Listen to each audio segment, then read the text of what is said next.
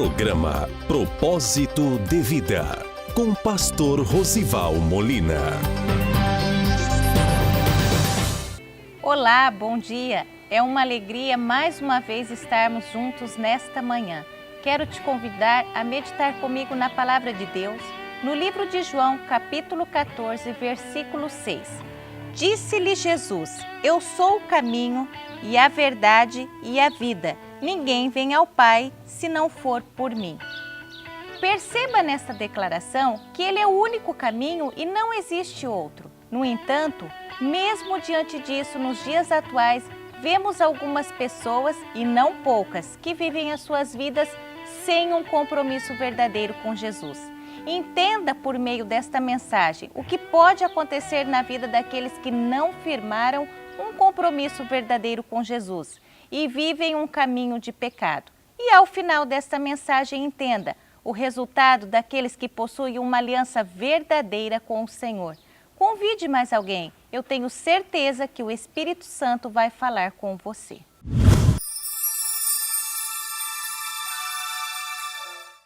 E chegaram à outra margem do mar, a província dos Gadarenos. E saindo ele do barco, lhe saiu logo ao seu encontro dos sepulcros um homem com espírito imundo, o qual tinha a sua morada nos sepulcros. E nem ainda com candeias o podia alguém prender. Porque tendo sido muitas vezes preso com grilhões e cadeias, as cadeias foram por ele feitas em pedaços e os grilhões em migalhas. E ninguém o podia amansar. E andava sempre de dia e de noite, clamando pelos montes e pelos sepulcros, e ferindo-se com pedras. E quando viu Jesus ao longe, correu e o adorou. E foram ter com Jesus, e viram o endemoniado, o que tivera legião, assentado, vestido, e em perfeito juízo, e temeram. E entrando ele no barco, rogava-lhe o que fora endemoniado, que o deixasse estar com ele. Jesus, porém, não lhe permitiu, mas disse-lhe: Vai para a tua casa, para os teus, e anuncia-lhes quão grandes coisas o Senhor te fez, e como teve misericórdia de ti. E ele foi e começou a anunciar em Decápolis quão grandes coisas Jesus lhe fizera, e todos se maravilharam. Amém? Irmãos, como eu disse, nesse texto, nós vamos ver dois grupos de pessoas. Nós vamos ver as pessoas que não têm Jesus e o que pode acontecer com elas. As pessoas que ainda não receberam a Jesus e o que pode acontecer com elas. Não quer dizer que vai acontecer todas estas coisas, mas o que pode acontecer com elas, né? E depois, no segundo grupo, irmãos, nós vamos ver as pessoas que já têm Jesus, que já encontraram esse Jesus. E qual é o efeito? Qual foi o resultado desse encontro com Jesus? E eu vou começar falando do primeiro grupo, daquele que não tem Jesus, né? E a Bíblia nos mostra nesse texto, no verso de número 2, irmãos, que as pessoas que não têm Jesus, eles são atraídos para lugares de morte, né? A Bíblia diz que esse moço, esse endemoniado, vinha ao encontro de Jesus e ele saiu dos sepulcros. Ele saiu de um lugar de morte, né? Quantas e quantas pessoas não têm Jesus e vivem em lugares de morte. A Bíblia diz no livro de Provérbios, capítulo de número 2, verso de número 18, sobre a casa da mulher alheia. Ele diz: porque a sua casa inclina para a morte, e a sua vereda são para os mortos. Então eu quero te dizer, quem não tem Jesus, anda em lugares de morte, anda em sepulcros, e sepulcros é isso, é casa de vício, é casa de pornografia, é casa de tráfico, é casa de malfeitores, e o que pode advir destas casas é o pecado e a morte. Porque a Bíblia diz, irmãos, no livro de Romanos, capítulo de número 6, verso de número 23, o salário do pecado é a morte. Então, a pessoa que não tem Jesus, a pessoa que, como esse homem, não tinha um encontro ainda com Jesus, o resultado era andar por sepulcros, era andar por lugares de morte, lugares de pecado. Lembra da sua vida, quando você ainda não conhecia Jesus? Quais eram os seus lugares? Quais eram os lugares onde você frequentava? Lugares de sepulcro. Uma segunda coisa, irmãos, das pessoas que não conhecem a Jesus e não o receberam ainda. Primeiro, porque eles andam em lugares de morte. Segundo, no verso de número 2, a Bíblia diz que havia com esse homem um espírito imundo, né? Ou seja, as pessoas ficam vulneráveis ao inimigo, né? Um homem que não tem Jesus fica à mercê do inimigo. Você nem sabe o que pode lhe acontecer e quem pode te dominar. A Bíblia diz, irmãos, que o mundo é do maligno. Está lá no livro de 1 João, capítulo de número 5, verso de número 19.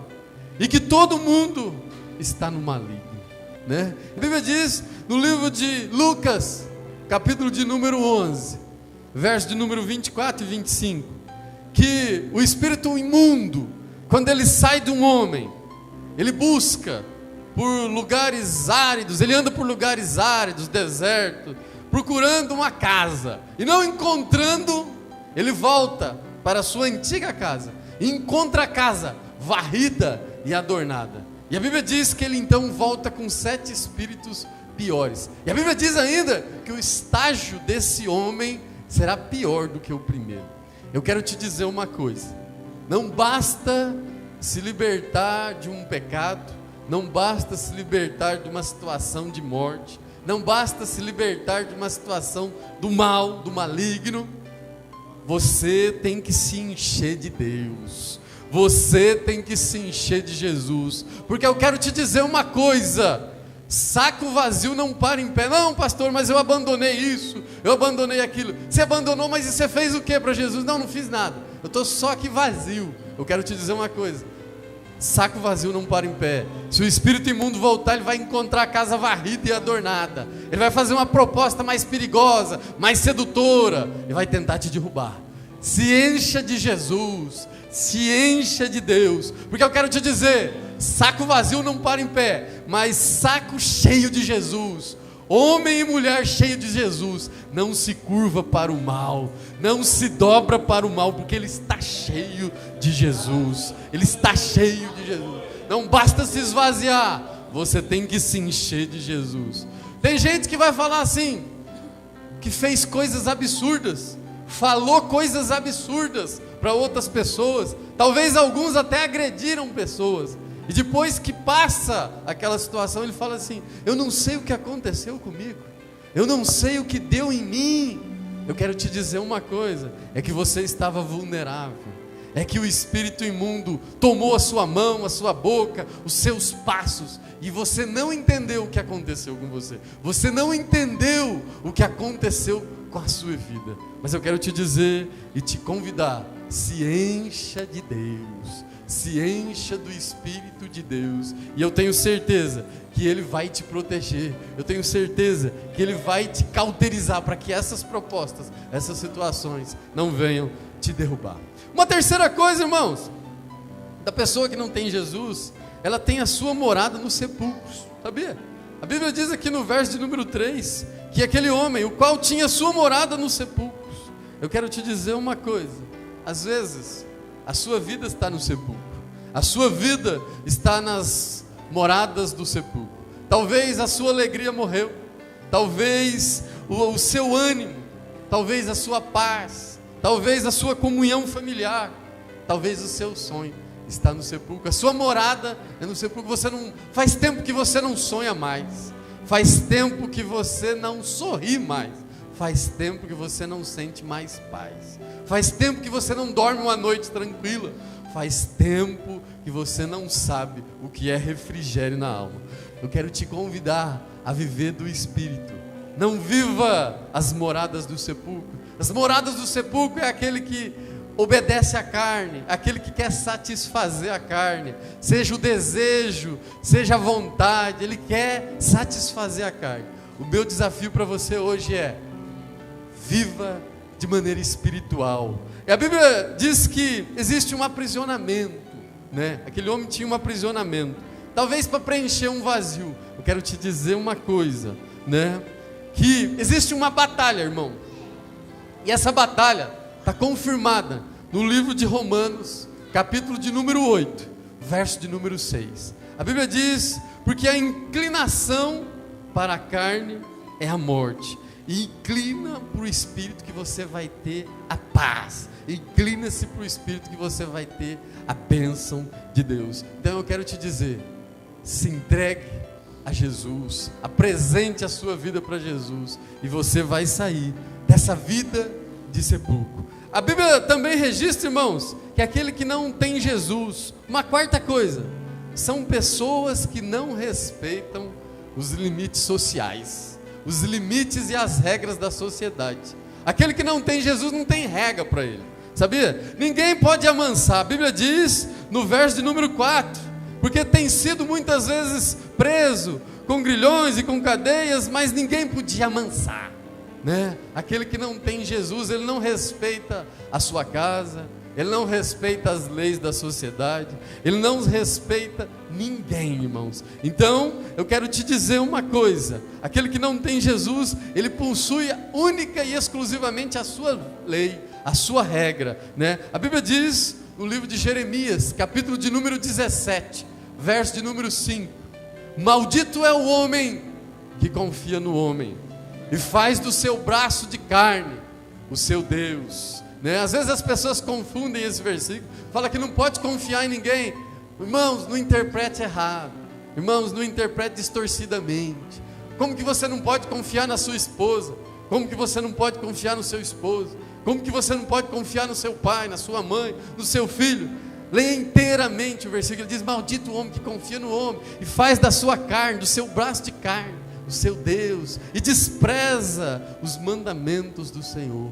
Não confie em si mesmo, confie, entregue a sua confiança no Senhor. Uma quinta coisa, irmãos, ainda de quem não tem Jesus no coração, que está nesse texto no verso de número 5, a Bíblia diz que são pessoas que, além de não se deixar dominar pelas leis da sociedade, não obedece lei nenhuma, não obedece lei de trânsito, não obedece lei municipal, não obedece lei do silêncio, não obedece nada, mas eles também não conseguem nem ser dominado pelas leis de fora e nem pela sua própria vida. Ele não consegue dominar a si mesmo. A Bíblia diz no verso de número 5 que ele andava de dia e de noite, clamando pelos montes e pelos sepulcros e ferindo a si mesmo com pedras. Eu quero te dizer uma coisa: no livro de Mateus 26, verso de número 41, a Bíblia diz: vigiai e orai, para que não entreis em tentação. Porque na verdade o espírito está pronto, mas a carne é fraca, irmãos. Você tem que vencer a sua carne, você tem que vencer a sua natureza, você tem que vencer a sua mente, você tem que vencer os seus desejos, né?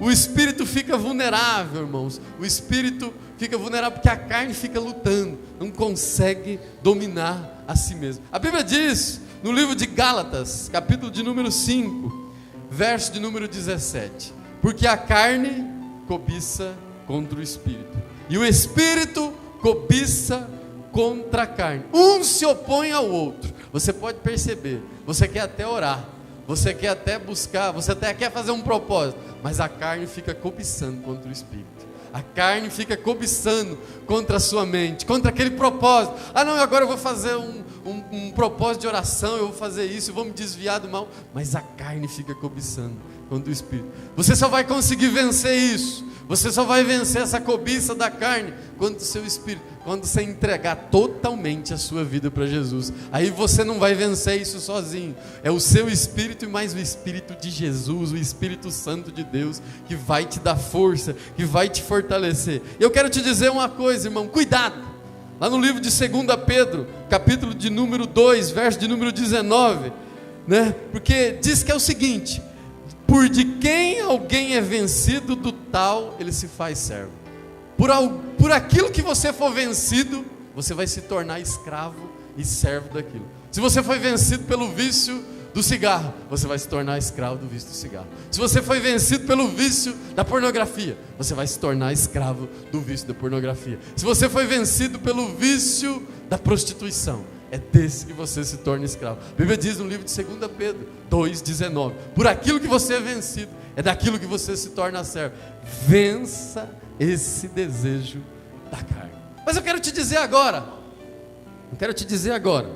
as pessoas que encontram Jesus, as pessoas que recebem Jesus, aí a situação muda, aí a vida muda, aí tudo se transforma. A Bíblia diz no livro de Marcos, aqui capítulo de número 5, verso de número 6, que aquele homem possuído, endemoniado, quando viu Jesus, quando encontrou com Jesus, a Bíblia diz que ele o adorou, e aí a história começou a mudar. Talvez até hoje foi de um jeito, talvez até hoje foi de uma maneira, talvez até hoje foi de uma forma, mas eu quero te dizer, Deus tem um encontro com você, Deus preparou esse encontro com você. Talvez foi hoje, talvez nesta ocasião. Eu quero te dizer, quando você encontra, aí a história muda. Quer ver como é que fica a vida de quem se encontra com Jesus, né? Está no verso de número 15, irmãos. A pessoa que se encontra com Jesus, a pessoa que entrega a sua vida para Jesus, ela passa a ter domínio e equilíbrio próprio. A Bíblia diz assim, no verso de número 15, né? E foram ter com Jesus e viram o endemoniado, o que tivera legião, assentado. Quando que o endemoniado vai ficar assentado, irmão? Quando que ele vai ficar sem ansiedade? Quando que ele vai ficar calmo?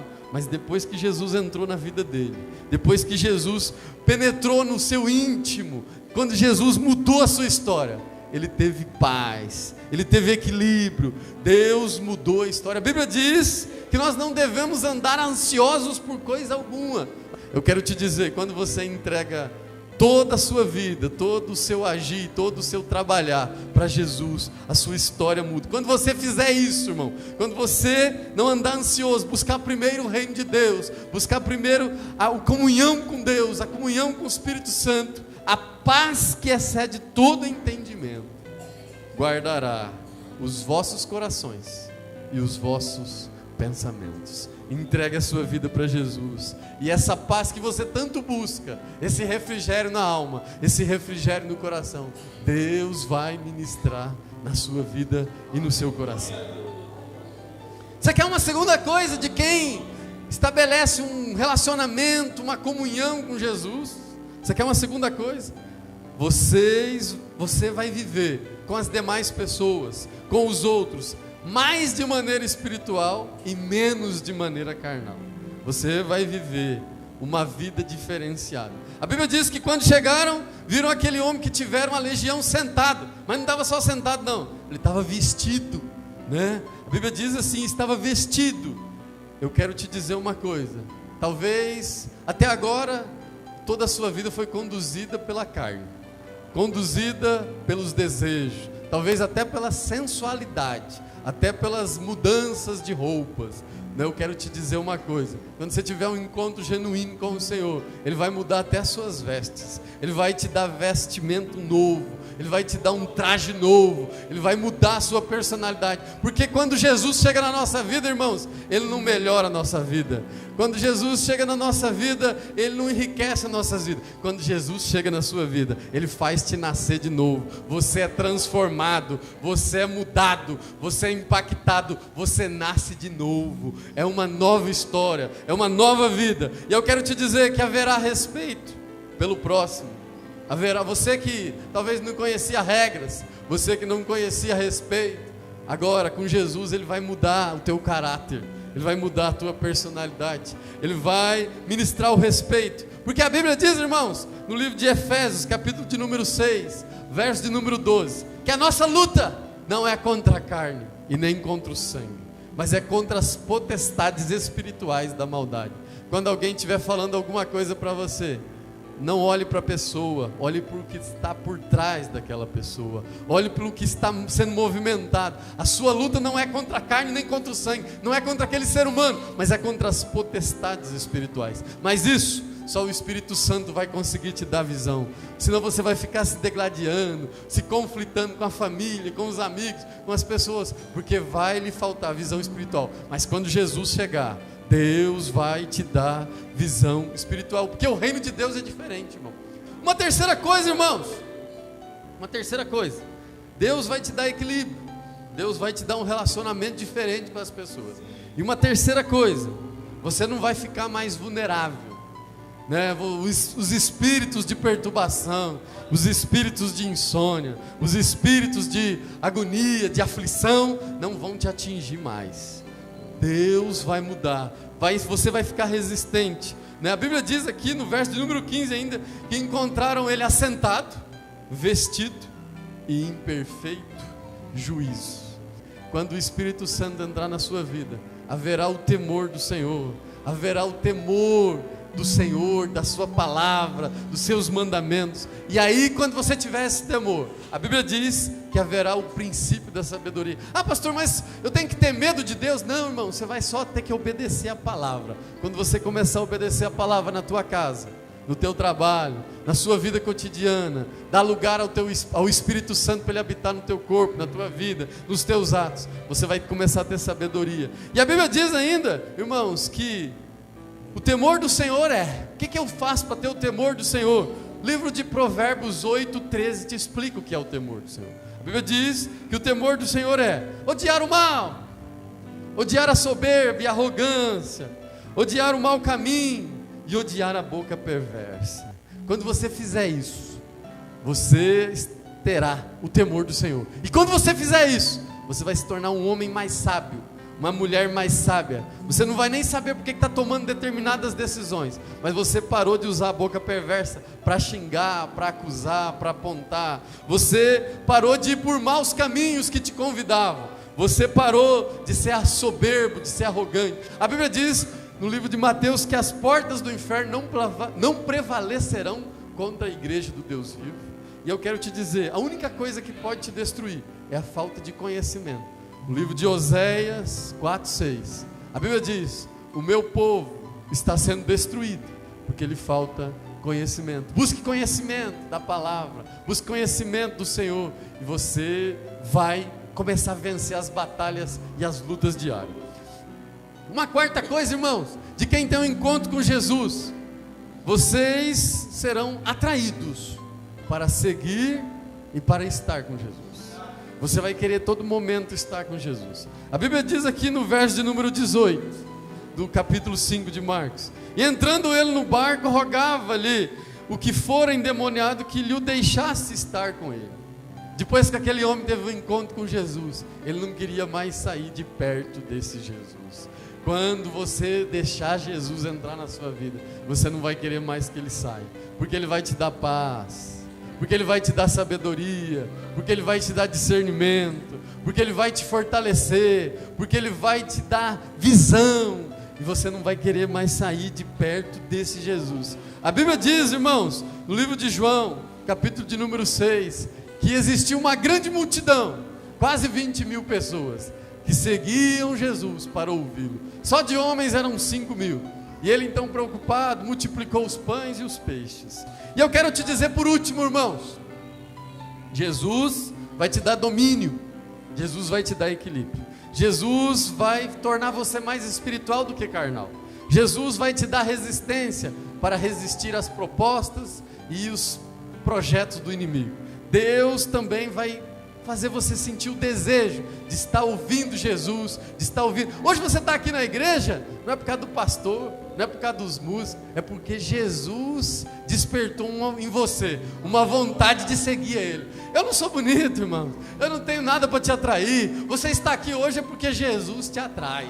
Você está aqui hoje é porque você segue a Jesus. Porque você está aqui hoje é porque você segue a palavra. Então eu quero te dizer, você vai ter o desejo de seguir Jesus. E uma última coisa, a Bíblia diz no verso de número 19 que Jesus não permitiu que ele fosse, e disse: vai para a tua casa, para os teus. Agora não é para sepulcro, irmão. Vai para a tua casa e para os teus, e anuncia-lhe as grandes coisas que o Senhor lhe fez, como tem misericórdia de ti. Eu quero te dizer, que Deus tem, aquele que tem um encontro com Jesus, aquele que tem um encontro com o Espírito Santo de Deus. A Bíblia diz que talvez até hoje foi vergonha na sua vida, talvez até hoje foi humilhação, você não consegue nem se relacionar na sua casa. Mas a Bíblia diz, no livro de Isaías, capítulo de número 61, verso de número 7: em lugar da vossa vergonha, tereis dupla honra. Onde operou a vergonha, irmãos, você vai ter dupla honra. O nome do Senhor vai ser glorificado, o nome do Senhor vai ser exaltado. E eu quero te dizer, por fim, irmãos, que a misericórdia dele dura para sempre, né? A Bíblia diz no verso de número 20 que Jesus fala: volta para os teus, volta para a tua casa e anuncia as grandes coisas que o Senhor fez e a misericórdia que o Senhor operou na tua vida. Eu quero te dizer, Deus vai fazer milagres na sua vida, Deus vai fazer maravilhas, mas não é para que você fique quieto, não é para que você fique parado. Deus quer que o nome dele seja glorificado na sua vida. O milagre que Jesus vai fazer bem para você, vai fazer bem para a tua família, vai fazer para as pessoas que convivem com você, mas sobretudo, o nome do Senhor vai ser glorificado nessa situação, o nome do Senhor vai ser exaltado. Talvez vão dizer, aquele que era assim, aquela que era assim, agora Jesus entrou e transformou. Aquele que era assim, agora Jesus mudou. Aquele que era assim, Jesus exaltou. No livro de João, capítulo de número 4, verso de número 28, que existia uma mulher samaritana, que depois que ela teve um encontro com Jesus, ela saiu contando para todos os seus, para todas as pessoas que eram do seu convívio, o que Jesus havia feito na vida dela.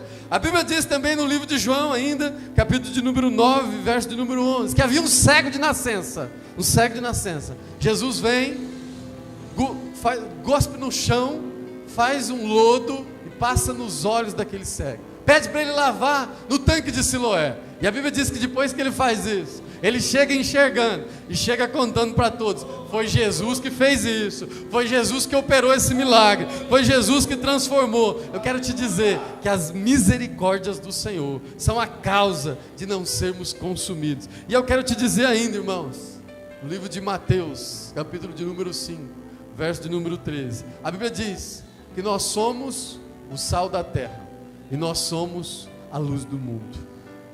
O milagre que Jesus tem para você, o milagre que Ele vai operar, não é para ficar só com você, porque o sal no saleiro, irmão, ele não serve para nada. Mas o sal, quando ele vai para a carne, quando ele vai para a alface, quando ele vai para a comida, ele dá gosto, ele dá sabor, ele dá tempero. Então seja sal da terra, seja a luz do mundo e glorifique ao nome do Senhor.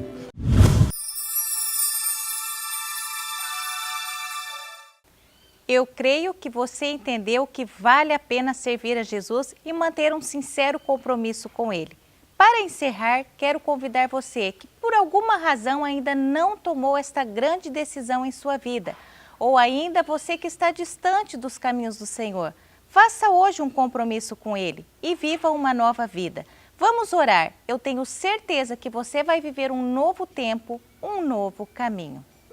Pai de poder, Pai de graça, mais uma vez nos apresentamos diante da Tua presença, ó Deus, para Te louvar, para Te engrandecer, para Te glorificar, Pai, por tudo que tem feito em nossas vidas. Neste momento nós clamamos a Ti, ó Deus, para que alcance todas essas pessoas que estão nos acompanhando em seus lares, em suas casas, ó Deus, visita o enfermo, ó Pai, visita aquele que tem questões emocionais, questões psicológicas, ó Deus, vai trabalhando em todas as áreas, na área financeira, na família, ó Deus, em nome de Jesus. A Tua palavra diz que através do Teu nome, muitas coisas podem ser realizadas. Ó Deus, repreenda todo o mal sobre a vida dos meus irmãos e das minhas irmãs. Nós Te louvamos, crendo na Tua vitória, para a honra e glória do Teu nome. É o que nós Te pedimos e já Te agradecemos, em nome de Jesus.